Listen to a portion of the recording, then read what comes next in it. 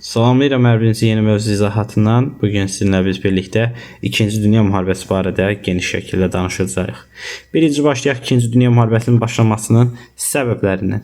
İlk öncə 2-ci Dünya Müharibəsinin başlamasının birinci səbəbi böyük böhran nəticəsində ölkələr arası münasibətlərin kəskinləşməsi idi. İkinci bir tərəfdən yenə təbii ki, dünyanı öz aralarında nüfus dairələrini bölmək, xammal və satış bazarları uğrunda mübarizə, həmçinin Versal-Vaşinqton sisteminin böyük uğursuzluğu, belə ki, bu uğursuzluq nəticəsində Almaniya, İtaliya, Yaponiya kimi dövlətlər qisasçılıq siyasətinə keçəcək, şovinist siyasət aparacaqlar.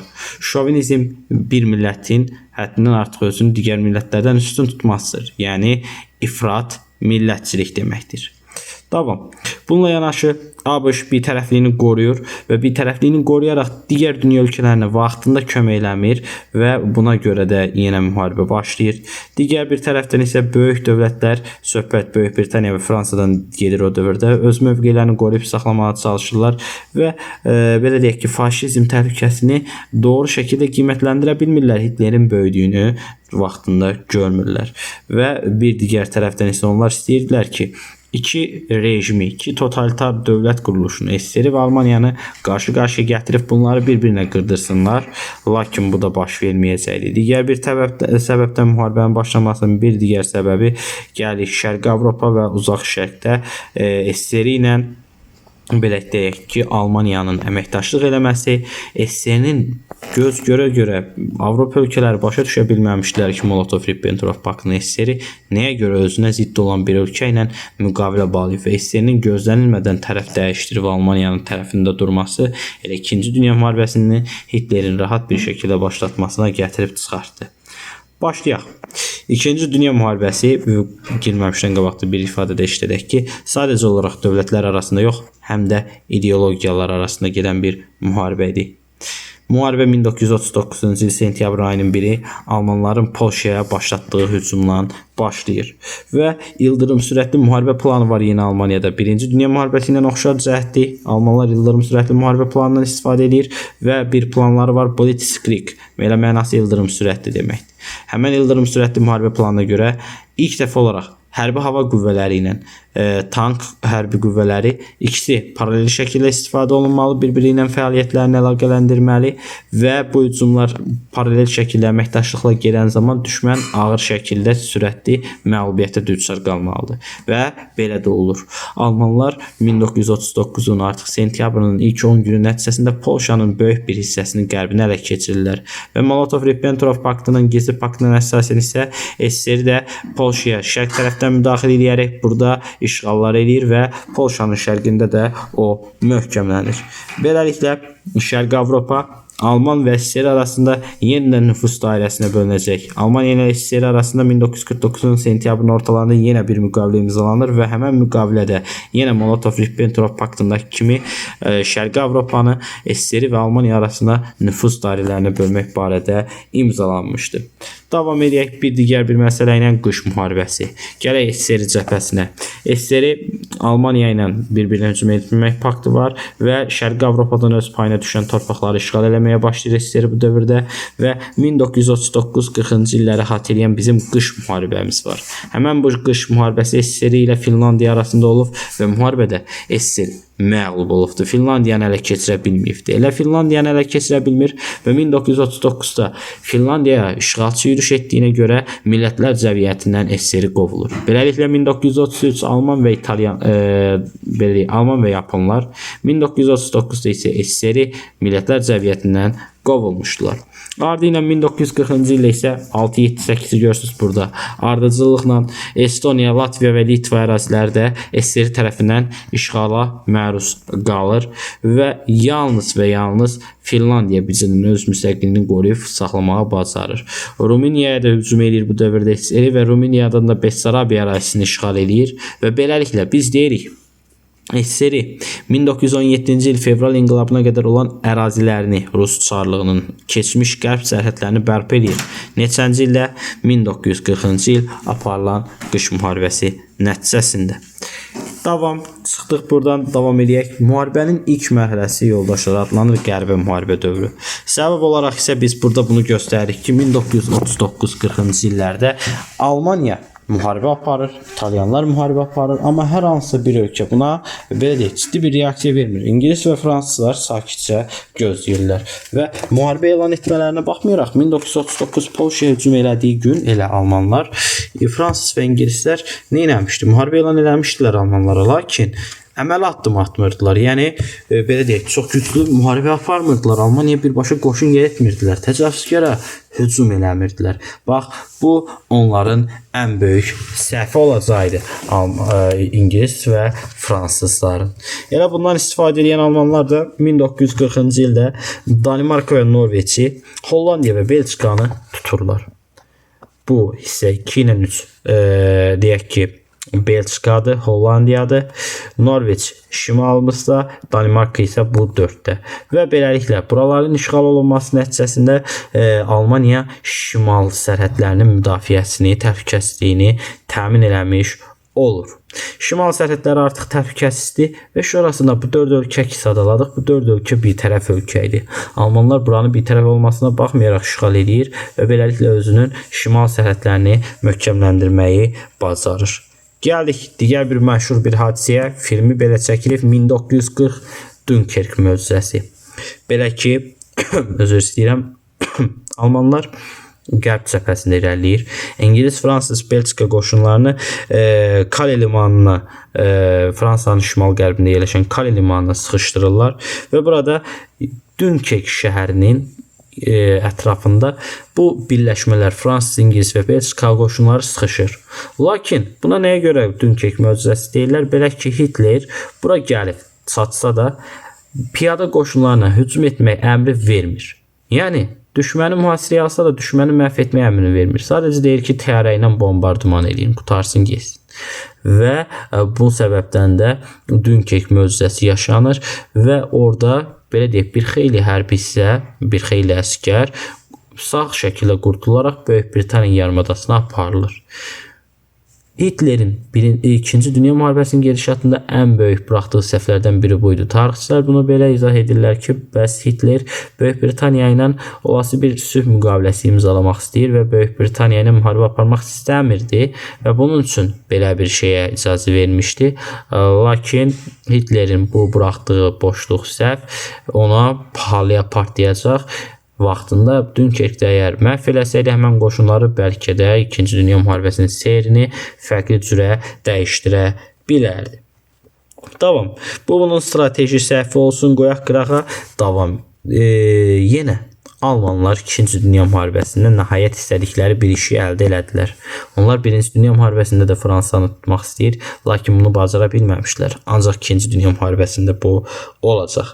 1940-ın may ayının sonlarında Alman qoşunları Blitzkrieg vasitəsilə Fransanın paytaxtı Parisi tutaraq Fransa hökumətini məcbur edib sülh müqaviləsi imzalayacaq və beləliklə Fransa işğala məruz qalır. 1940 may ayının sonları və 1940 iyun ayının 22-sində Almanlarla Fransızlar arasında müqavilə imzalanır. Müqavilənin şərtlərinə görə Fransanın şimalı birbaşa Almaniyanın nəzarəti altına keçir. Cənubunda isə Vichy hökuməti yaradılır. Vichy isə belə deyək, faşist idi və Cənubi Fransada bir növ faşist diktaturası yaranmışdı və beləliklə Almaniya 1-ci Dünya Müharibəsində edə bilmədiyini elədi. Fransanın işğalını başa çatdıra bildi.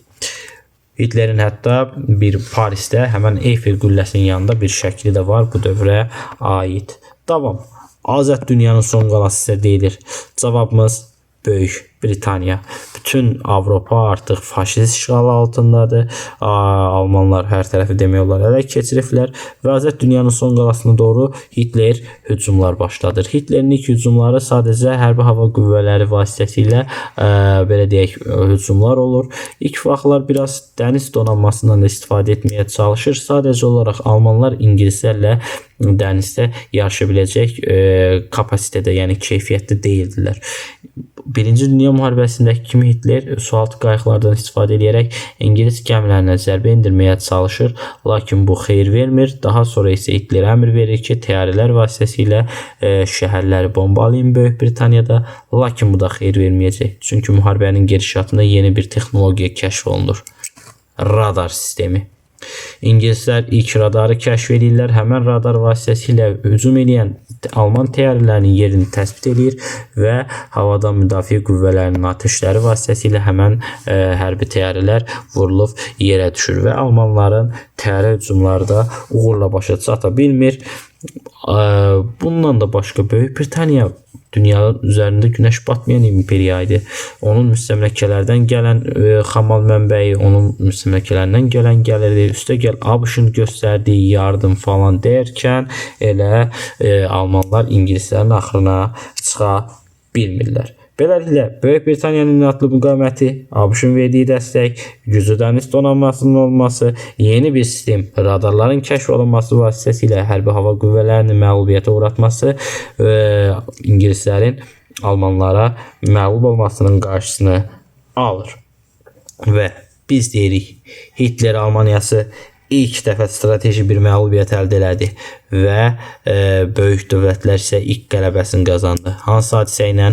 Almaniyanın Böyük Britaniyada məğlubiyyəti ilə 1940 Almaniyanın Böyük Britaniyadakı ilk strateji məğlubiyyəti oldu. Davam.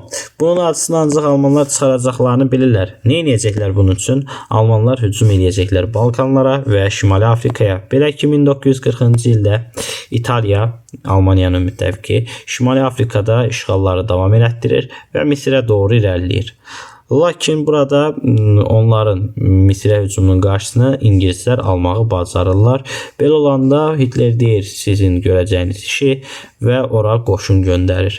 Hitlerin göndərdiyi qoşun İtalyan qoşunları ilə birləşərək ingilislərin üzərinə böyük bir baskı qurub Süveyş kanalını, həmən burada bir dairəyə alaq, fərqli bir rənglə, Süveyş kanalını ələ keçirmək istəyir İngilis, Alman və İtalyan qoşunları. Lakin bunun üçün Liviya olunan hücum uğursuzluqla nəticələnir. Şimali Afrikada istədiyi nəticəni əldə edə bilməyən Hitler diqqəti yönəldir Balkan yarımadasına və lakin Balkan yarımadasına həqiqətən qələbə qazana biləcək. Hitler Afrikada edə bilmədiklərini Balkan yarımadasında edəcəklər. Belə ki 1941-ci ilin yaz aylarında İtaliya qoşunları, İtalyan və Alman qoşunları birlikdə Albaniyadan çıxaraq başlayırlar işğallara. İlk öncə belə deyək Yunanistan, daha sonra Yugoslaviya, hər iki ölkə işğala məruz qalır və beləliklə Balkan yarımadasında böyük bir üstünlük əldə etmiş olur Almanlar. Beləliklə Almanların işğallarını yada salaq. 1939 Polşa, 1940-cı il Danimarka, Norveç, Hollandiya, biraz sonra 1940-ın yayları deyək, Belçika, Fransa, 1941-in yaz aylarında isə Yugoslaviya və Yunanistan Almanlar tərəfindən, faşistlər tərəfindən işğala məruz qalırlar. 1940 Üçlər Paktı. Həmən bu Üçlər Paktını imzalayan ölkələr Almaniya, İtaliya və bir də Yaponiyadır. Bu üç ölkə arasında imzalanan Üçlər Paktına görə Yaponiya deyir ki, Avropanın gələcək nizamını Almaniya və İtaliya quracaq və mən onları tanıyıram. Almaniya İtaliya isə deyir ki, uzaq şərqdə, Sakit Okeanda yeni bir dünya nizamı qurulacaq və onun məsul şəxsi Yaponiyadır, biz də bundan razıyıq. Və üstəgəl hər üç ölkə tərəflər razılaşırlar ki, birimizin üzərinə başqa bir ölkə hücum eləsə, digərləri ona kömək etməlidirlər.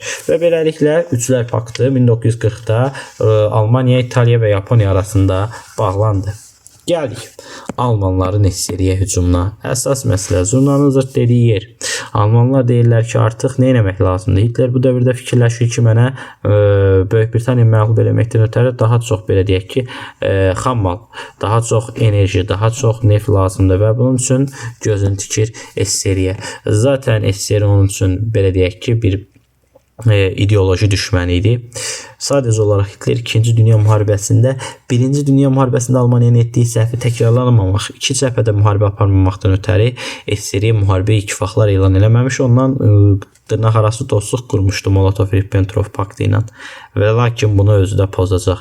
1941 iyun ayının 22-si gözlənilmədən Alman qoşunları SSR üzərinə hücuma keçdilər. SSR ordusu buna hazır değildi. 10 illik belə deyək, sərhəd toxunulmazlığı haqqında bir müqavilə var idi və onlar deyirdilər ki, Almanlar bizə hücum eləməz. Stalinin ən böyük səhvi. Düşünmürdü Hitler onun üzərinə gələcək və lakin Hitler birdən-birə Blitzkrieg elan edir. İldırım sürətli müharibə nəticəsində 1941-in artıq sonlarına yaxın Almanlar Leningradı, yəni Sankt-Peterburqu mühasirəyə alır, Krımı filan ələ keçirirlər, irəliləyirlər Rusiyanın paytaxtı Moskvaya doğru. Moskvaya çatırlar 1941-in dekabrı. Burada bir döyüş baş verir. Moskva döyüşü. Moskva döyüşünün 2-ci Dünya müharibəsi üçün əhəmiyyəti nədən ibarətdir? 1-ci Dünya müharibəsində Marna döyüşü nədirsə, 2-ci Dünya müharibəsində Moskva döyüşü odur. Çünki hər iki döyüşdə Almanların ildırım sürətli müharibə planı iflasa uğrayır. Marna və Moskva döyüşləri oxşar cəhət ildırım sürətli müharibə planının iflasa uğraması. Azərbaycan tarixindən bildiyimiz kimi Hitlerin SSR-yə olan hücumu nə adlanırdı? Söhbət gedir Barbarossa planından. Barbarossa planı Müqəddəs Roma İmperatoru yenilməz Friedrich Barbarossun adına görə adlandırılmışdır. Davam. Beləliklə Alman ordusu Moskvada ilk ən ağır məğlubiyyətlərindən birini aldı və artıq ildırım sürətli müharibə planı puça çıxdı. Gəldik Atlantika xaritəsinə görə anti-Hitler koalisiyası necə formalaşacaq? 1941-in sonlarına qədər ABŞ bir tərəf olubdu. 1935-dən zaten bunu Franklin Roosevelt elan eləmişdi. Lakin 1941-in martında Lend-Lease haqqında biz öyrəndik ki, ABŞ-da bir qərar qəbul olunur. Həmən bu qanuna görə Almaniya ilə müharibə aparan ölkələrə ABŞ hərbi yardım edəcəkdi və ilk öncə hərbi yardım Böyük Britaniya, daha sonra isə SSR-yə göndərilir. Və 1941-in avqustunda İngilislərlə ABŞ arasında Atlantika xaritəsi imzalanır. 1941-in avqust ayı. Həmən Atlantika xaritəsində nə elan olunur? Atlantika xaritəsinin məqsədi ondan ibarət idi ki, məqsəd müharibəni davam etdirməkdir və qələbəni təmin etməkdir və bununla yanaşı Almaniyaya qarşı bir blok yaratmaq istəyirik və gələcəkdə biz qələbə qazanacağıq. Bu Atlantika xaritəsinin məzmunu budur. Bəs Atlantika xaritəsinin prinsipləri nədir? Ən əsas məsələ bura diqqət. Hər iki dövlət başqa əraziləri işğal etməkdən əl çəkdiyini bildirir. Hər iki ölkə deyir ki, bütün ölkələrə silahları yerə qoyun. Hər iki ölkənin əsas məqsədi təcavüzkar, yəni düşmən Almanları təksilah etməkdən ibarətdir. Və hər iki ölkə Woodrow Wilsonun vaxtında əsasını qoyduğu xalqların öz müqəddəratını təyin etmə hüququnu dəstəkləyir. Tamam. Gələk bir digər məsələyə. Atlantika xaritəsindən danışdıq, keçək nəyə? Bu dövrdə Lend-Lease qanununa görə ABŞ SSR-yə yardım eləməlidir, amma lakin SSR ilə bir quru bağlantısı yoxdur. Dəniz bağlantılarına gəl baxaq. Türkiyə deyir ki, mən bir tərəf ölkəyəm Səadabad paktına əsasən və boğazları bağlamışam. Türkiyədən SSR-yə yardım apara bilmirlər. Digər bir tərəfdən Murmansk, Vladivostok kimi belə deyək ki, önəmli liman şəhərləri Almanların nəzarəti demək olar altındadır və iqlimi pisdir. Ona görə oradan da yardım gələ bilməz. Yeganə bir Egey dənizi var. Egey dənizi də Yunanistan işğal olunandan sonra Egey dənizindəki bütün adalar Almanlarda, İtalyanların nəzarətindədir. Belə olanda bircə çıxış yolu qalır. O çıxış yolu nədir? İranın işğalı. Qacarlar ölkəsi o dövrdə bir tərəf ölkə idi. Onlar da Səadabadda bir tərəfliklərini elan eləmiş. Ancaq buna baxmayaraq SSR və İngilis qoşunları 1941-ci ildə iki tərəfdən bura qoşun yeridərək cənubda İngilislər, şimalda isə SSR bir belə deyək ki, nüfuz dairəsi, bir bölgə, işğal bölgəsi yaratmışlar və bunun vasitəsilə Lend-Lease haqqında qanuna əsasən İran ərazisindən Rusiyaya yardımlar, hərbi yardımlar göstəriləcəkdi. Gəlik müharibənin uzaq şərq cəbhəsinə gedək. Yaponiyaya baxaq. Görək Yaponiya bu dövrdə burada nə edir? Yaponiyanın əsas məqsədi Sakit Okeanda möhkəmlənməkdir və bildiyimiz kimi bu dövrdə Yaponlar nə edir? Çinə belə deyək ki, işğalçı mübarizələr aparır. Hind okeanının şərq sahillərində adalar tutaraq neft ərazilərini ələ keçirirlər. Bu dövrdə bu ərazilərdə həqiqətən neft var, təbii sərvət var və bu adaları işğal edən Yaponlar ümumiyyətlə Sakit Okeanda ən güclü dövlət olmaq kimi bir qabaqlarına məqsəd qoyubdular. Müharibə dövründə Yaponiya Çinin bir böyük hissəsini ələ keçirir. Fransa Almanlar tərəfindən işğala məruz qalanda isə Hind-Çin adlanan burada bir yarımada var. Burada araya aldığım hissə. Həmən bu Hind-Çin yarımadasına qoşun yeridərək burada Fransanın müstəmləkəsi olan Vyetnamı, Laosu və Kampuçyanı işğal eləyir Yaponlar. Beləliklə Çində böyük ərazilər tutublar. Hind, Çində, Vyetnam, Laos, Kamboçyanı ələ keçiriblər. Bununla yanaşı Hindistanın şərqində, Hind okeanı şərqində bir sıra neftlə zəngin olan adalar ələ keçiribdi Yaponlar. Və lakin onların apardığı belə bir siyasət, Yaponların apardığı siyasət Böyük Britaniya və ABŞ-la onların arasının açılmasına səbəb olacaq. Yaponiya tam şəkildə dənizlərdə üstünlük əldə etmək istəyir və bu da təbii ki, Böyük Britaniya və ABŞ-ın maraqlarına ziddir. Gələk 1941-in aprelində Yaponiya ilə SSR arasında bir müqavilə imzalanır. Eyni ilə Molotov-Ribbentrop paktı kimi hər iki ölkə deyir ki, biz bir-birimizə müəyyən müddət, bir 10 ilə yaxın hücum etməyəcək. Və bununla da Yaponiya daha da kollarını sıvıyıb girişir Çinin üzərinə. Çində bir xeyli işğalları davam elətdirir. Lakin onun ən böyük səhvi. Yaponlar bu dövrdə ABŞ-ın Pearl Harbor limanını bombalayırlar. 1941-ci ilin dekabr ayı. Pearl Harbor limanının bombalanması ilə müharibədə əhəmiyyətli bir hadisə baş verir. Amerika Birləşmiş Ştatları, ABŞ 2-ci Dünya müharibəsinə qoşulur. Franklin Roosevelt bir tərəflikdən imtina eləyir və Pearl Harbor hücum elədiklərinə görə Yaponiya müharibə elan edir. Və yada salaq 1940-cı il həmən o Üçlər paktında nə deyilirdi? Birimizə kimsə hücum eləsə, digərləri köməyə gəlməlidir. Buna uyğun olaraq Almaniya və İtaliya da ABŞ-a müharibə elan edirlər. Beləliklə ABŞ 1941-in dekabrında Yaponların Pearl Harbor limanını bombalaması ilə müharibəyə qoşuldu. Gəldik, Anti-Hitler koalisiyasının yaranması. 1941-in avqustunda Atlantika xaritəsini dedik İngilis və ABŞ-lar imzalayıb. İndi bunun davamına baxaq. 1942-ci ildə Atlantika xaritəsina 1942-nin yanvarında belə deyək, bunun müqaviləsi bağlanacaq. Həmən Atlantika xaritəsinin bir bəyannaməsi var. Birləşmiş Millətlər bəyannaməsi. 26 dünya dövləti bu Birləşmiş Millətlər bəyannaməsinə qol çəkir. Və Birləşmiş Millətlər bəyannaməsinə əl çəkməklə gələcəkdə müharibədən sonra qurulacaq olan BMT-nin yaradılmasında ilk addım atılmış olur və Anti-Hitler koalisiyası yaranır. Anti-Hitler koalisiyası nə zaman yarandı? 1942-nin yanvarında Birləşmiş Millətlər bəyannaməsinin verilməsi ilə birlikdə də nəyin yaradılmasında ilk addım oldu? Gələcəkdə BMT-nin yaradılması üçün ilk addım atılmış oldu. Və indi artıq Anti-Hitler koalisiyamız var, 26 ölkə var və bu müharibənin gedişatına əsaslı bir dönüş nöqtəsi gətirə bilər. Görək müharibəyə necə təsəlli eləyəcək, necə müharibəyə təcəlli eləyəcək, daha doğrusu əlavə başqa söz istifadə edək. Gəldik, əsaslı dönüşlər. Müharibələrdən, döyüşlərdən birbaşa danışaq. İlk öncə gəldik 1942-ci ilin əvvəlləri. 1942-ci ilin əvvəllərindən yavaş-yavaş faşistlərin üstünlüyü aradan çıxır. Çünki onların artıq yavaş-yavaş insan resursu tükənir və Amerikanın da müharibəyə qoşulması ilə birlikdə belə deyək ki, bizim bu faşist qüvvələr zəifləyir. 1942-ci ildə demək olar ki, cəbhədə mühüm döyüşlər baş verəcək. Baxaq birinci uzaq şərqdə Amerikanın əsaslı dönüş yaratmağa başlamasına. Sakit Okeanda əsaslı dönüşü yaradan hadisə Mərzan və Midway döyüşləridir. 1942-də ilk öncə may ayında Mərzan döyüşləri baş verir. Mərzan adaları Avstraliyanın yaxınlığında, Avstraliya materikinin yaxınlığında yerləşən bir ərazidir. Baxaq həmən bu Avstraliya materiki. Yaponlar deməli Mərzan adalarına yaxınlaşırlar ki, İngilislərə aid olan bu Avstraliya materikini ələ keçirsinlər. Lakin Mərzan adalarında baş verən döyüşdə Amerikalılar Yapon donanmasını məğlub edərək neynir?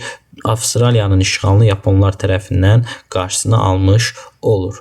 Daha sonra isə Sakit Okeanda müharibədə əsası dönüş olan məşhur bir döyüş, Midway döyüşü baş verir. Midway biz deyirik, Midway Amerikalılarda, hətta kinosu da var bu döyüşün. Həmən bu Midway döyüşün nəticəsində Amerikalılar Yaponların bütün hərbi donanmasını demək olar ki, məhv edir və beləliklə Sakit Okeanda bir deyək ki, dönüş nöqtəsi yaranır. Müharibədə bir dönüş. Sırf uzaq şərq cəbhəsində Sakit Okeanda müharibədə dönüş yarandı. Davam. Gəldik 1942-ci il, gələk Şimali Afrikadakı vəziyyətə baxaq 42-43-də. Bildiyimiz kimi Alman və İtalyan qoşunları Misirdə İngilislərə məğlub olmuş və 1942-də Əl-Alamein adlanan yerdə döyüş baş verir. Həmən 1942-də Əl-Alamein adlanan yerdə baş verən döyüş nəticəsində ingilislər Alman və İtalyan qoşunlarını məğlubiyyətə uğradır və 1943-də isə onları Tunisdə sıxışdıraraq Alman və İtalyan qoşunlarını qaça biləni qaçır İtaliyaya, qaça bilməyənlər isə təslim olurlar ingilislərə və beləliklə Şimali Afrikada məsələ ingilislərin xeyrinə həll olunur. Faşistlər böyük bir məğlubiyyət alırlar Əl-Alamein döyüşündən sonra. 1943-də tam şəkildə Şimali Afrikadan Alman qoşunları qovulur. Daha sonra müharibənin gedişatında ABŞ və İngiltərə və SSR arasında diplomatik danışıqlar genişlənir və onlar deyirlər əvvəlcə Almaniyanı məğlub edəcək və daha sonra faşist blokunu qeyd-şərtsiz təslim edəcək və bunlar arasında bir xeyli danışıqlar baş verir. SSR deyir ki, bu Almanlar bizim ta evimizi yıxdılar. Nə olar? İkinci bir cəbhə açın. İkinci bir cəbhə açılsa Almanlar qoşunlarını məcbur iki hissəyə bölməli olacaq və belə olanda SSR-yə düşən ağırlıq yüngülləşəcək. Ancaq bu dövrdə Avropa ölkələri, Böyük Britaniya və ABŞ bir şey fikirləşirlər ki, komünist ideologiyası bunlara da yatdaq. Və onlar düşünürlər. Deyirlər ki, qoy bu iki rejim bir-birini yesin və bir-birlərini zəifləsinlər. Və buna görə məsələyə müdaxilə etmirlər. Və 1942-ci ilin sonlarında Hitler sonuncu bir dəfə şansını yoxlayır. Söhbət hansı döyüşdən gedir? Məşhur Stalingrad döyüşlərindən Azərbaycan tarixində də danışanda vurğulamışıq. Həmən Stalingrad döyüşlərində məqsəd Almanlar Hitler istəyir Stalingradı tutub girsin Qafqaza, keçid eləsin, Bakını tutub nefti ələ keçirsin, oradan ensin İran, İraq və oradan da Hindistana yol alsın və nefti ələ keçirəndən sonra zaten davamı gələcək. Lakin 1942-nin sonu 43-ün əvvəlində Stalingradda gedən döyüşlər nəticəsində qalib gələn tərəf SSR olur. SSR-nin qalib gəlməsi nəticəsində müharibənin gedişatında ilk dəfə əsaslı dönüş baş verir. Əsaslı dönüş baş verdi. Hansı döyüşlə? Stalingrad döyüşü 43-cü ildə qalib gəldi SSR. Və ardıyla davam edək. 42-43-cü il faşist bloku hər tərəfdən məğlub olmağa davam edir. Üstünlük həm Atlantik, həm Sakit okeanında müttəfiqlərin əlindədir. Və ən böyük, belə deyək ki, əsaslı dönüşün başa çatdığı döyüşdən biz sizə danışaq. 2-ci Dünya müharibəsində 1943-cü ildə Kursk adlanan yerdə bir döyüş var. Həmən 1943-də Kursk adlanan yerdə Alman və SSR tankları qarşılaşır. Böyük bir müharibə baş verir və müharibə nəticəsində SSR qalib gəlir və əsaslı dönüş başa çatır. Sakit okeanda əsaslı dönüş yarandı. Midway. Əsaslı dönüş baş verdi. Əsaslı dönüş yarandı, baş verdi deyirik Stalingrad döyüşü. Əsaslı dönüş başa çatdı, yəni artıq bu bitdi. Əsaslı dönüş artıq qutardı. Kursk döyüşü 1943 və bundan sonra 1943 Atlantik okeanında gedən döyüşlərdə də üstünlük müttəfiqlərin əlinə keçəcək, faşist bloku məğlub olur, böhrana düşəcək. Hətta 1943-də Amerikalılarla ingilislər birlikdə Siciliyaya qoşun çıxarırlar. Siciliyadan isə birbaşa daxil olurlar İtaliyaya və 1943-də Mussolini də həbs edərək İtaliyada rejimi devrilirlər. Faşist diktaturası 1943-də İtaliyada devrilir və Almanların bir dostu, Üçlər İttifaqından bir şəxs artıq müharibəni tərk etmiş olur. Davam. 1943-də gəldik indi Tehrana fırlayaq məsələni. İkinci Dünya müharibəsinin gedişatında 3 konferans təşkil olunub. Birinci konferansdan danışırıq. 1943 Tehran konferansı. Nə danışılır burada? Buranın əsas gündəliyi nə idi? Gündəlikdə nəzərdə tutulurdu ki, ikinci cəbhə açılsın. Hamı deyir ki, ikinci cəbhə ingilislər deyir Balkanlardan açaq. İkinci cəbhə Balkan yarımadasından girək Almaniyaya. Sovet Rusiyası isə deyir ki, Balkandan yox, Fransadan daxil olaq. Fransa cəbhəsindən girək, oradan müdaxilə edək. Bunda hissənin bir məqsədi var. Bunu soyuq müharibə dövrünü danışanda açıqlamasını verərik, deyərik nəyə görədir. Beləliklə, yekrilliklə qərar alınır ki, ikinci cəbhə hardan açılacaq? Fransadan. Və plana uyğun olaraq davam elədik. 1944. Müttəfiqlər ABŞ və İngiltərə ikinci cəbhəni Fransa ərazisində açır. Böyük Normandiya çıxartması, Normandiya qoşun çıxarılması ilə birlikdə 1944-ün artıq sonuna yaxın bütün Fransa belə deyək ki, Alman faşist işğalından azad olur və həmin ildə SSR də üstünlüyü ələ keçirərək Şərqi Avropa ölkələrini başlayır bir işğaldan azad edib Almanların üzərinə irəliləməyə. Artıq 44-cü il Almaniyanın faşistlərin can verdiyi ildir. 45-ci ilin fevralında artıq müttəfiqlər Almaniyanın ərazisinə daxil olurlar. Artıq döyüşlər Almaniyanın ərazisində gedir. Hitlerin əlində yalnız və yalnız yeniyetmə və qocalardan ibarət azmaz bir-iki insan qalıbdı və onlarla müharibə aparır. Və 1945-in artıq aprel ayına gələndə Elba çayı sahilində ABŞ və SSR qoşunları bir-biri ilə qovuşur. Tamam, gəldik digər iki konferansımıza. Kırım konferansı və bir də biz danışacağıq nə konferansından? Potsdam konferansından. İlk öncə başlayaq Kırımla. Kırım yarımadası bildiyimiz kimi yerləşir harada? Yerləşir deməli Ukrayna ərazisində. Baxaq. Burada nə baş verəcək? 1945-ci ilin fevral ayında bunlar toplaşacaqlar Kırıma və Kırımda danışıqlar aparacaqlar. Danışıqlarda 3 ölkə iştirak edir. İngiltərə, ABŞ və SSR. İngilislərdən William Churchill, ABŞ-dan Franklin Roosevelt, Rusiyadan SSR-dən isə Stalin. Bunlar deyirlər. Birinci bir məsələ. Kırım konferansının qərarlarından danışırıq. 1. Hücum əməliyyatları əlaqələndirilsin. 2. Deyilir ki, Almaniya danışıqsız təslim olacaq və qeyd-şərtsiz təslim olunacaq. Hər hansısa bir şərt qoşa bilməz almanlar. 3. SSR-nin qərb sərhədləri tanınır. SSR axı 1940-cı ildə yeni ölkələr ələ keçirdi, Finlandiyadan başqa bütün ölkələri, düzdürmü? Həmən o qərb sərhədlərini burada SSR tanıtdı. 4.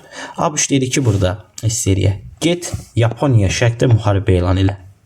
Axı bunların 1940-ın aprelində bir-birlərinə hücum etməmək haqqında müqaviləsi var idi. Bəs o necə olacaq o məsələ? Belə olanda SSR deyir ki, yaxşı, mən hücum eləyərəm Yaponiya, ancaq bir şərtim var. Birincisi, mən o vaxtı Potsdam müqaviləsi imzalamışdım. Həmən o Potsdam müqaviləsinin görə Yaponlara verdiyim torpaqları geri alıb. Həmən ərazilər nədir? Sakhalin adasının cənubu, üstə gələk Kuril adaları, üstə gəl Port Arthur, Mancuriya əraziləri nəzərdə tutulur. Davam edək, baxaq. Deməli, digər bir tərəfdən isə 5-ci maddəyə gələk. 5-ci maddədə danışılır azad olunmuş Avropa haqqında bəyannamə. Bax, bu bəyannaməyə də diqqət yetirək, çünki bu da BMT ilə əlaqəlidir. Bu bəyannaməyə görə, azad olunmuş Avropa haqqında bəyannaməyə görə xalqların arzularına uyğun demokratik qurumlar yaranacaq və bununla yanaşı gələcəkdə yaradılacaq Birləşmiş Millətlərin iş qaydaları müəyyənləşdirilir. Sual verilir, Birləşmiş Millətlərin yaradılmasında 2 addım. Deyəcək 1942 Atlantika Xartiyasının yaradılması. Deyəcək, bəs Birləşmiş Millətlərin iş prinsipi ilk dəfə çəkildi. Cavab 1945-in fevralı Kırım və yaxud Yalta konferansı. Konferans bitdi. Davam edək. 1945-in aprelində artıq SSR və SSR qoşunları daxil olublar Almaniyaya. Tək başına sürətli bir şəkildə Berlinə irəliləyirlər və Berlin şəhərinə daxil olurlar. Berlin artıq mühasirədədir. Və Berlin artıq 8 may 8-dən 9-una keçən gecə artıq işğala məruz qalacaq. Bunu eşidən Hitler isə intihar edəcək. Hitler intihar edir və beləliklə müharibə 9 may qələbə günü kimi tarixə düşür. Böyük Vətən müharibəsində uğur qazanır SSR. 2-ci Dünya müharibəsində Avropa cəbhəsi başa çatır. Avropada almanlar məğlubiyyətə uğradı və müharibədən həmin sonra 1945-in yay ayında bunlar yenidən toplaşırlar, ABŞ-a gedirlər Potsdam konferansına. Geçsinlər görək Potsdam konferansında nə baş verəcək. 1945-in yayı Potsdam konferansı. Görək nə baş verir. Birinci məsələ. Bu konferansın keçirilməsində əsas məqsəd dünya müharibəsindən sonra dünyada işlər necə olacaq? Yəni dünyanın sonrakı taleyi barədə gəlin bir söhbət aparaq. İkinci bir məsələ isə konferansın məqsədi Almaniya ilə münasibətləri nizamlamaqdır. Elə münasibətləri nizamlayırlar. Gəlin görək necə nizamlayırlar. 1. Almaniya ərazisi 4 işğal zonasına bölünəcək. ABŞ, SSR, İngilis və Fransız işğal zonalarına. Üstəgəl 2. Almaniya təzminat ödəyəcək.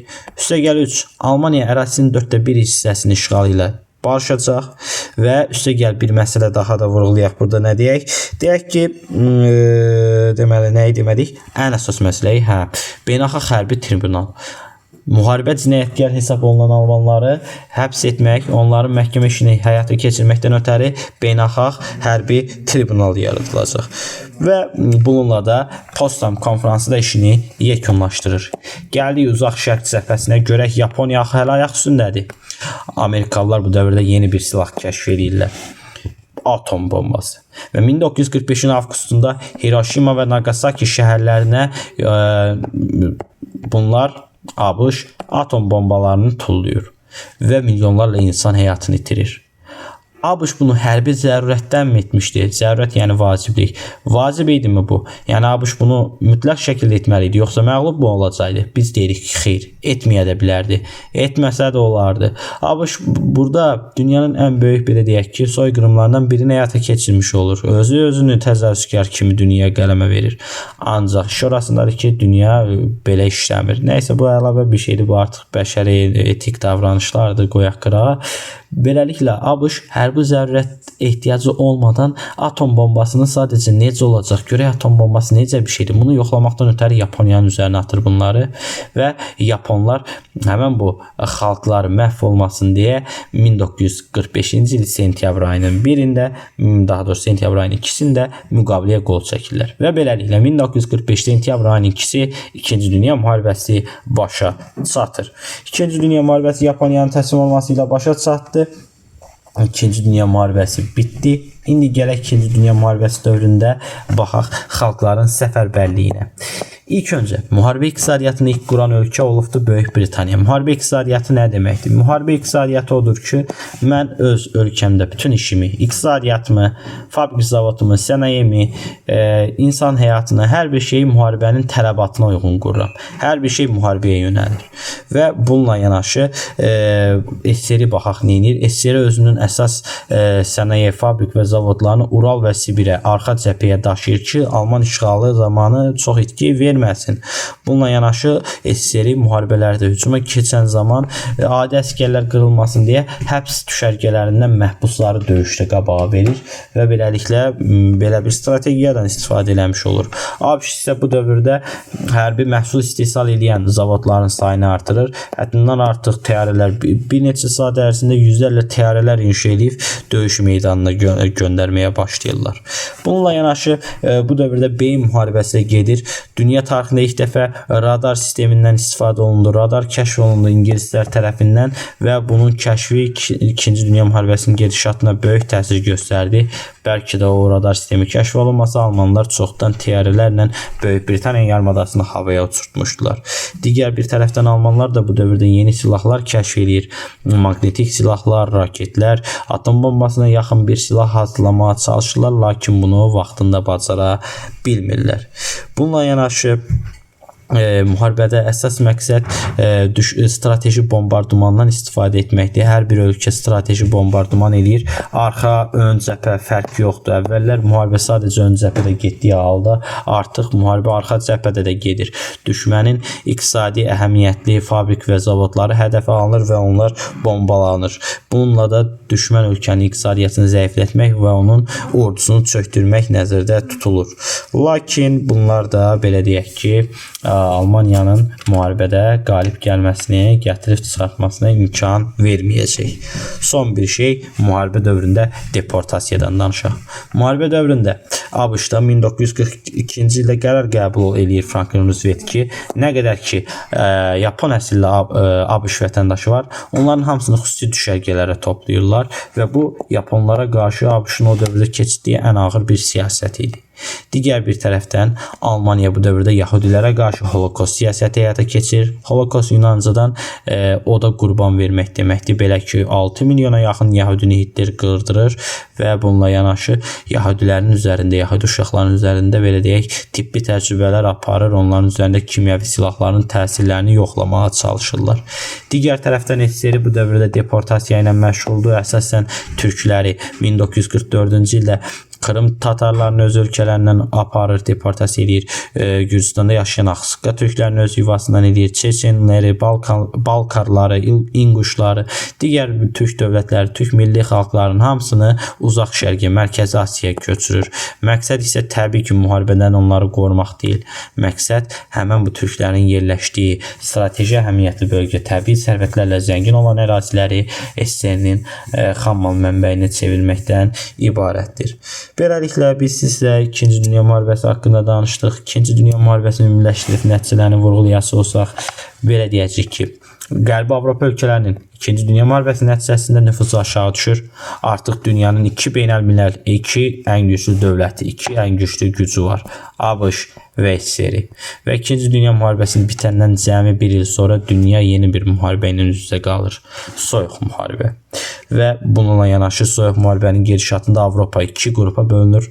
Şərq tərəf kommunist ideologiyaları, kommunist ideologiyasına əsaslanan dövlətlər, qərb tərəf isə kapitalizm ideyaları ilə yaşayan imperialist dövlətlər və qalib gələn ölkələr BMT-ni yaradırlar və qalib gələn ölkələrin ilə 5-i bu günə qədər də həmən BMT-nin içində əsas iştirak edirlər. Söhbət gedir ABŞ, Fransa, İngiltərə, Rusiya və Çindən. Hələ də 5 daimi üzvdür. Digər dünya ölkələri daimi üzv sayılmırlar və bunlar dünya siyasətini əsas müəyyənləşdirən bu 5 ölkədir hal-hazırda. Müharibə nəticəsində 70 milyona yaxın insan tələfatı olur.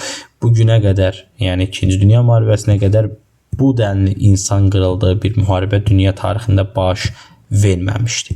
Beləliklə biz sizə 2-ci Dünya müharibəsini yekunlaşdırdıq. Ümid edirəm sizin üçün tam şəkildə açıqlayıcı oldu video izahatımız. Gələn dərslərimizdə görüşərik. Sağ olun, salamat qalın.